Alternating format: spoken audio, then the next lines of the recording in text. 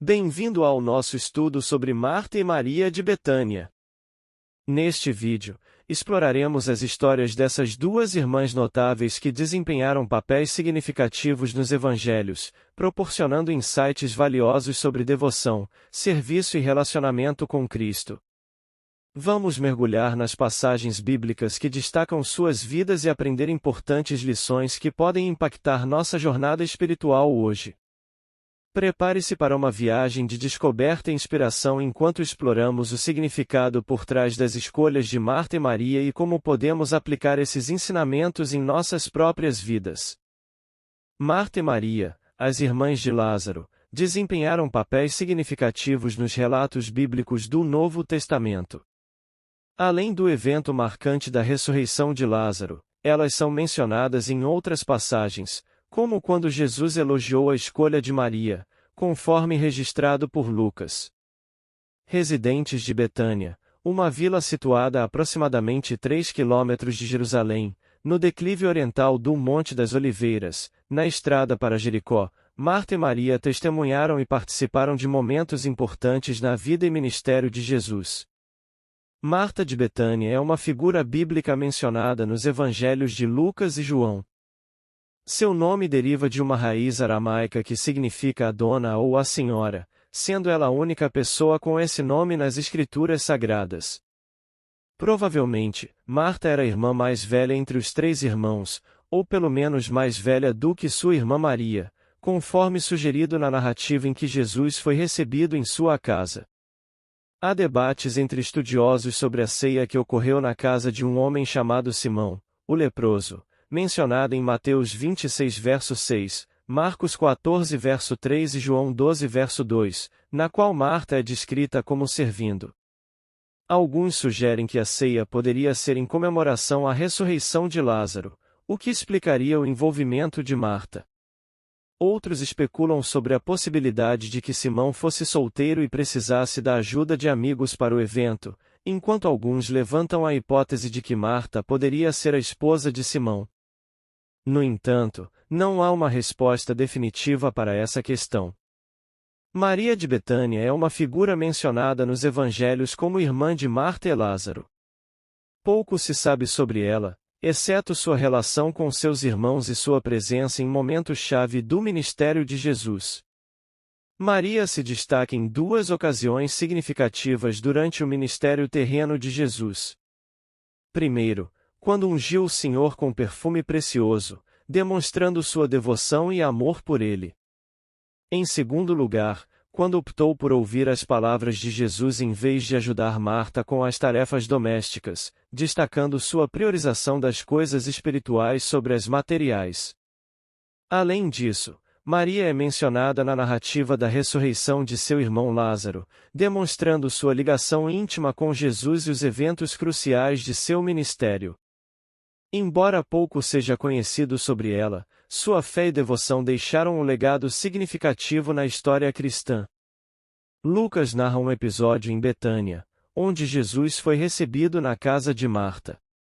Nessa ocasião, enquanto Marta se ocupava com as tarefas domésticas, preparando uma refeição para os convidados, Maria estava sentada aos pés de Jesus, ouvindo atentamente suas palavras. Marta, sobrecarregada com as responsabilidades da casa, acabou se distraindo e preocupando com muitos afazeres. É plausível que estivesse preparando uma refeição para Jesus e seus discípulos, o que poderia envolver uma considerável quantidade de trabalho, dada a presença de pelo menos 15 pessoas, incluindo Jesus, os 12 apóstolos e ambas as irmãs. Esse relato destaca não apenas a disposição de Maria em ouvir as palavras de Jesus, mas também a repreensão amorosa de Jesus a Marta, lembrando-a da importância de priorizar o relacionamento com ele sobre as preocupações materiais do dia a dia. Essa passagem continua a ser uma fonte de reflexão sobre a importância do equilíbrio entre as demandas da vida cotidiana e o cultivo de uma conexão espiritual significativa. Além disso, considerando a possibilidade de que Lázaro também estivesse presente, o número de pessoas na casa poderia ter chegado a 16. De qualquer forma, fica evidente que Marta estava sobrecarregada com as tarefas, enquanto Maria se dedicava a ouvir o ensino de Jesus. A situação levou Marta a expressar sua frustração com Maria, questionando se Jesus não se importava com o fato de ela estar sozinha no trabalho. Marta até mesmo pediu a Jesus que ordenasse a Maria que a ajudasse. Essa crítica não foi apenas dirigida a Maria, mas também a Jesus, por permitir que Maria permanecesse ali. A resposta de Jesus a Marta foi suave, mas profunda. Ele reconheceu a preocupação e o alvoroço de Marta, mas apontou para algo de ainda maior importância e excelência do que as tarefas cotidianas. Ao dirigir-se a Marta com a expressão a Marta, Marta, Jesus demonstrou não apenas reprovação, mas também amor e cuidado, oferecendo um conselho gentil. Jesus então acrescentou que uma só coisa é realmente necessária. Alguns estudiosos sugerem que Jesus estava se referindo à própria refeição, como se estivesse dizendo que apenas uma refeição simples seria suficiente.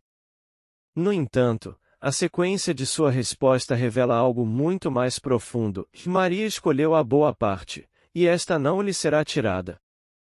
A expressão a boa parte pode também ser traduzida como a boa escolha, no sentido de ter escolhido a melhor parte. E isso se aplica diretamente à frase anterior, uma só coisa é realmente necessária. A boa parte que Maria escolheu foi, sem dúvida, ouvir as palavras de Jesus.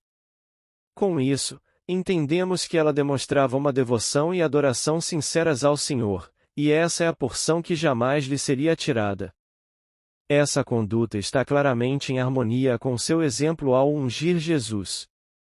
Em João 11, lemos o relato sobre a morte e a ressurreição de Lázaro, irmão de Marta e Maria.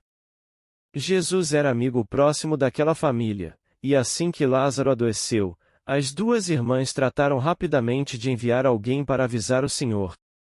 Marta e Maria provavelmente esperavam que Jesus fosse visitar prontamente o amigo doente e o curasse. No entanto, desconheciam os planos divinos, nos quais o milagre a ser realizado era muito maior do que a cura de uma doença. Quando Jesus se aproximou da aldeia onde Marta e Maria moravam, Marta foi ao seu encontro, enquanto Maria permaneceu em casa. Posteriormente, Marta chamou Maria, e ambas se encontraram com ele. Ambas expressaram a conhecida frase: Senhor, se tu estivesses aqui, meu irmão não teria morrido. Marta foi a primeira a dizer isso e ouviu a extraordinária declaração de Jesus em resposta: Eu sou a ressurreição e a vida, quem crê em mim, ainda que esteja morto, viverá. Quando Maria repetiu essa mesma frase, ela estava prostrada aos pés de Jesus, chorando. João registra que neste momento a Jesus agitou-se no espírito e perturbou-se, e então chorou. Finalmente, quando a pedra do sepulcro foi removida, Jesus chamou por Lázaro, e ele ressuscitou. Os evangelhos relatam uma ocasião memorável em que Maria de Betânia ungiu o Senhor Jesus. Embora os textos de Mateus e Marcos não revelem explicitamente o nome de Maria, o relato de João esclarece que se tratava de Maria de Betânia, irmã de Marta e Lázaro.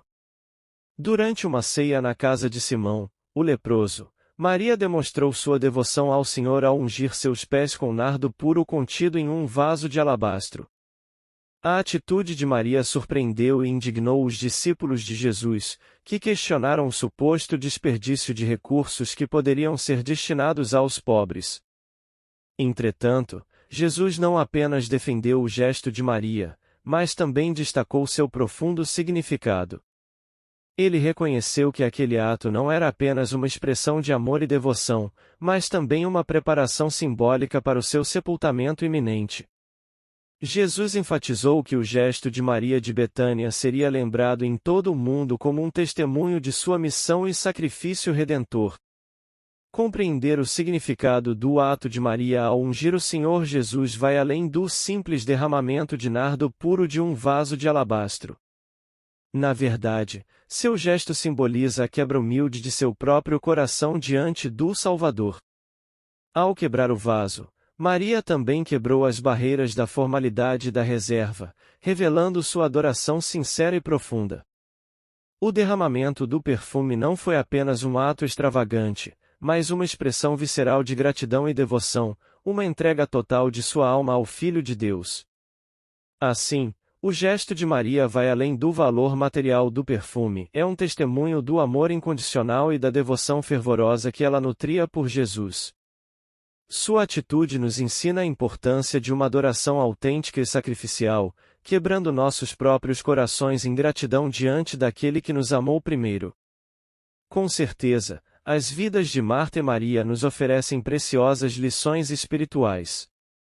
Maria nos ensina que o amor pela palavra de Deus é a essência da nossa jornada espiritual. Quando priorizamos essa única coisa necessária, nossa resposta é uma adoração genuína que flui do mais profundo do nosso ser em direção ao Senhor. Ao escolher a boa parte, Maria nos mostra que a eleição divina não anula nossa responsabilidade humana, mas a abraça. Essa verdade ecoa nas palavras do apóstolo João, que nós o amamos porque ele nos amou primeiro. A continuação da resposta do Senhor oferece conforto para todos os que confiam em sua graça, assim como Maria, pois ele garante que a boa parte não lhes será tirada. Essa promessa ressoa na declaração de Jesus: "E dou-lhes a vida eterna, e jamais perecerão, e ninguém as arrebatará da minha mão." Diante dessa certeza, nos unimos ao apóstolo Paulo e proclamamos que nada pode nos separar do amor de Deus. Com Marta, aprendemos que mesmo os fiéis seguidores de Cristo podem precisar de correção. Embora algumas interpretações enfatizem a repreensão de Jesus a Marta, como se ela fosse descrente em comparação com sua irmã fiel, não devemos esquecer que foi Marta quem fez uma das mais belas profissões de fé do Novo Testamento. Diante da morte de seu irmão, Marta não duvidou da soberania de Deus e declarou com convicção que Jesus é o Cristo, o Filho de Deus que havia de vir ao mundo.